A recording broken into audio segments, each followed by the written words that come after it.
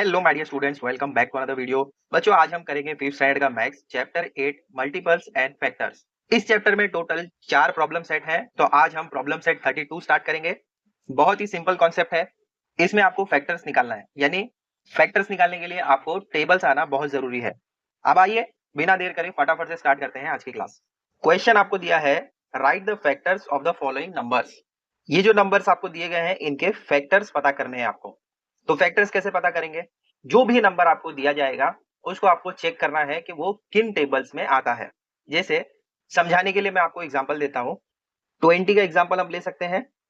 अब 20 किन किन टेबल्स में आता है ये आपको चेक करना है। जो भी नंबर आपको दिया जाएगा वो 1 के टेबल में तो आता ही है। फिर इसके बाद आपको चेक करना है कि 20 2 के टेबल में आता है या नहीं। और इसको पता करने के लिए आपको चेक करना होता है कि ये डिवाइड होता है या नहीं। जैसे 2 के टेबल में अगर मैं डिवाइड करूं इसको, तो 2 1 जा 2, यहाँ पर 2 1 जा 2, 0 का 0, 2 10 जा 20 होता है। तो ये पूरा डिवाइड होना चाहिए। जैसे यहाँ पर हम डिवीजन करके चेक करते हैं। 20 को अगर मैं 2 से या मान लेते हैं 4 से डिवाइड करूं, तो यहाँ पर 4 5 जा आपको मिलता है 20। तो ये पूरा डिवाइड हो रहा है। पूरा डिवाइड होने का मतलब ये है कि रिमाइंडर में आपको 0 मिलना चाहिए। तब हम इसको कह सकते हैं कि ये पूरा डिवाइड हो रहा है। तो 22 के टेबल में पूरा डिवाइड हो सकता है, 4 के टेबल में डिवाइड हो सकता है पूरा। अब अगर आप चेक करें 20 को 3 के टेबल में डिवाइड करना चाहें तो 23 के टेबल में नहीं आता है। अगर आप डिवाइड करते भी हैं तो क्या होगा, देखो 3 6 आपको 18 मिलता है, माइनस करोगे तो रिमाइंडर में आपको 2 मिलेगा। तो रिमाइंडर में आपको सिर्फ 0 ही मिलना चाहिए। कोई और डिजिट मिल जाए, 1 2 3 या कोई भी डिजिट मिल जाए, आप इसको पूरा डिवाइड नहीं मानेंगे और ये उसका डिविजिबल नहीं होगा। तो 20 3 के टेबल में डिवाइड नहीं होगा, लेकिन 4 के टेबल में डिवाइड होगा। 5 के टेबल में भी डिवाइड होता है। 20 को अगर आप 5 के टेबल में डिवाइड करना चाहें तो 5 4 जा 20 होता है। तो रिमाइंडर में आपको यहाँ पर 0 0 मिल रहा है। तो रिमाइंडर में कंप्लीट 0 मिलना चाहिए, तभी हम उसको कहेंगे कि वो कंप्लीट डिविजिबल है। तो ये 5 के टेबल में भी डिवाइड होता है। 6 के टेबल में 20 डिवाइड नहीं होता है। 6 के टेबल में अगर आप चेक करते हैं तो 20 नहीं आता है। 7 के टेबल में भी नहीं होता है, 8 के टेबल में भी नहीं होता है, 9 के टेबल में भी 20 डिवाइड नहीं होता। तो इस तरीके से आपको फैक्टर्स पता करने हैं। ठीक है। नेक्स्ट प्रॉब्लम सेट स्टार्ट करने से पहले मैं आपको ये भी बताऊंगा, जो आपके टेक्स्ट बुक में ही दिया गया है, कि इसका शॉर्टकट क्या है। कैसे आप पता कर सकते हैं कि कौन सा नंबर किस डिजिट से या किस नंबर से डिविजिबल है। उसके लिए एक टेस्ट दिया गया है जो हम नेक्स्ट प्रॉब्लम सेट स्टार्ट करने से पहले समझेंगे।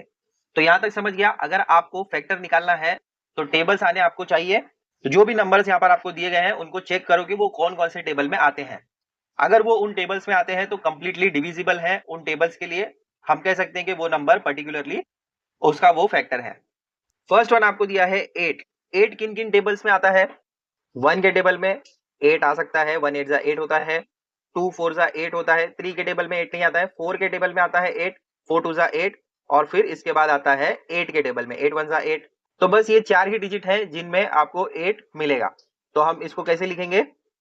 8 is exactly divisible by 1 2 4 8। So 1 2 4 8 are factors of 8। बस इतना सिंपल है। यहां पर आपका फर्स्ट वाला क्वेश्चन हो जाता है सॉल्व। ठीक है। अब नेक्स्ट आपको दिया है 5। तो आइए इसको भी सॉल्व करते हैं। सेकंड वाला आपको 5 दिया है। 5 किन किन टेबल में आता है पहले आपको चेक करना है। 1 के टेबल में तो 5 आता ही है, और इसके अलावा आपको सिर्फ 5 ही मिलेगा जो 5 के टेबल में आता है। तो यहां पर हम लिख सकते हैं 5 इज एग्जैक्टली डिविजिबल बाय 1 5। ये दो ही डिजिट आपको मिलेंगे। तो नेक्स्ट स्टेप में हम लिखेंगे सो 1 5 आर फैक्टर्स ऑफ 5। समझा कैसे करना है? फर्स्ट क्वेश्चन कर लिया, सेकंड क्वेश्चन कर लिया। अब आइए थर्ड वाला क्वेश्चन देखते हैं। यहाँ पर थर्ड आपको दिया है 14। 14 किन किन टेबल में आता है? 1 के टेबल में आता है 14, 2 7 जा 14 होता है। 3 के टेबल में 14 नहीं आता है। 4 के टेबल में भी 14 नहीं आएगा। 5 के टेबल में भी नहीं, 6 के टेबल में भी नहीं आता है। 7 के टेबल में आता है 14, 7 2 जा 14 होता है ना। फिर इसके बाद 8 9 10 11 12 13, इन किसी भी टेबल में आपको 14 नहीं मिलता है, डायरेक्टली आपको मिलेगा 14 के टेबल में। तो यहां पर हम लिखेंगे 14 is exactly divisible by 1 2 7 14। So 1 2 7 14 are factors of 14, है ना सिंपल। इस प्रैक्टिस सेट को सॉल्व करने के लिए आपको टेबल्स आना जरूरी है। तो थर्ड वाला भी हमने यहाँ पर कर लिया, पहले कॉपी कर लो इनको, फिर इसके बाद नेक्स्ट क्वेश्चन सॉल्व करते हैं। अब आइए फोर्थ वाला देखते हैं। फोर्थ में आपको दिया है 10। 10 किन किन टेबल्स में आता है पहले बताओ।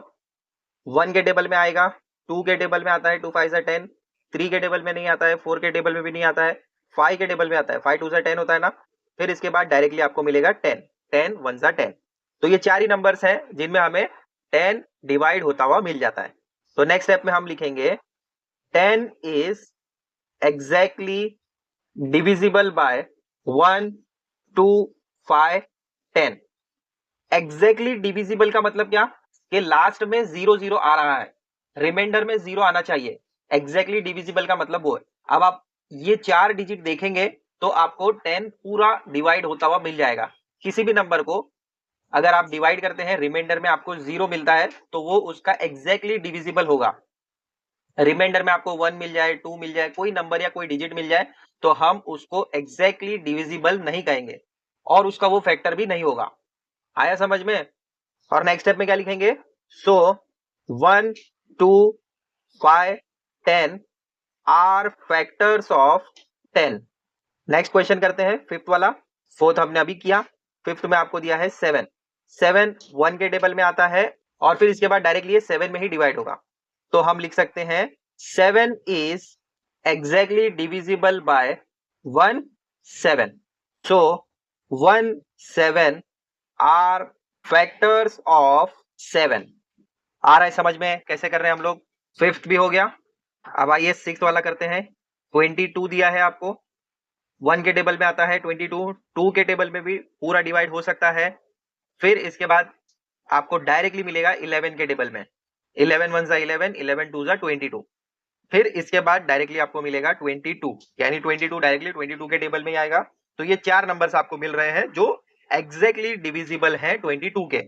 तो हम लिख सकते हैं 22 इज एग्जैक्टली डिविजिबल बाय 1 2 11 22। और लास्ट में लिखेंगे सो 1 2 11 22 आर फैक्टर्स ऑफ 22। समझा।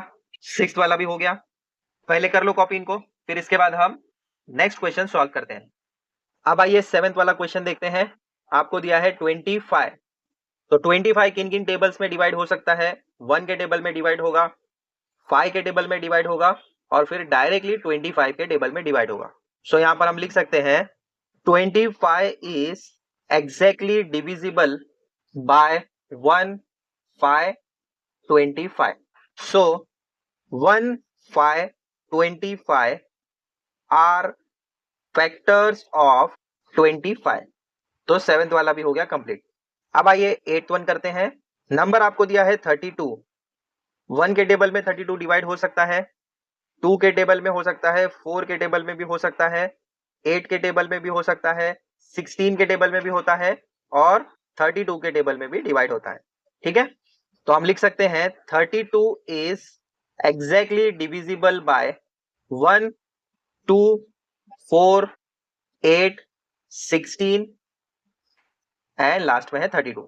ठीक है, एग्जैक्टली डिविजिबल का मतलब मैंने आपको पहले भी समझाया कि आज जब आप इसको डिवाइड करेंगे 32 को इन सारे नंबर्स में तो ये पूरा डिवाइड होगा, लास्ट में आपको रिमाइंडर में 0 मिलेगा।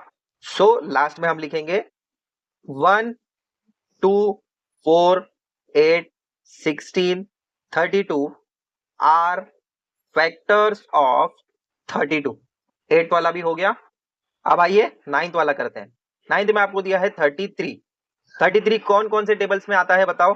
1 के टेबल में आएगा, 3 के टेबल में आ सकता है, देखो 3 1 3, 3 1 3 आ सकता है ना। फिर 11 के टेबल में भी आता है, 11 3 33 और फिर लास्ट में आपको मिलेगा 33 में। तो हम लिख सकते हैं 33 is exactly divisible by 1 3 11 and last में है 33। सो 1 3 11 33 आर फैक्टर्स ऑफ 33। था ना सिंपल। तो यहाँ पर नाइन्थ वाला क्वेश्चन भी आपका हो गया सॉल्व और इसी के साथ प्रॉब्लम सेट 32 हमने यहाँ पर कंप्लीट कर लिया। देख लो ये सब सॉल्यूशंस, चाहे तो कॉपी कर लो अपनी बुक में। तो वीडियो को एंड करते हैं यहाँ पर। प्रॉब्लम सेट 32 हमने कंप्लीट कर लिया है। नेक्स्ट वीडियो में हम प्रॉब्लम सेट 33 करेंगे और उसमें जानेंगे कि फैक्टर्स अगर आपको पता करने हैं तो इसका शॉर्टकट क्या होगा, क्योंकि हर टाइम आप ऐसे डिवाइड करके नहीं देख सकते। टेबल्स अगर आपको याद नहीं है तो आप क्या करेंगे, तो उसके लिए आपको एक शॉर्टकट दिया गया है आपकी टेक्स्ट बुक में ही, टेस्ट फॉर डिविजिबिलिटी का। बहुत ही इंटरेस्टिंग है, जिसको हम नेक्स्ट वीडियो में समझेंगे। मिलते हैं बच्चों अगले वीडियो में बहुत जल्द। Till then take care, bye.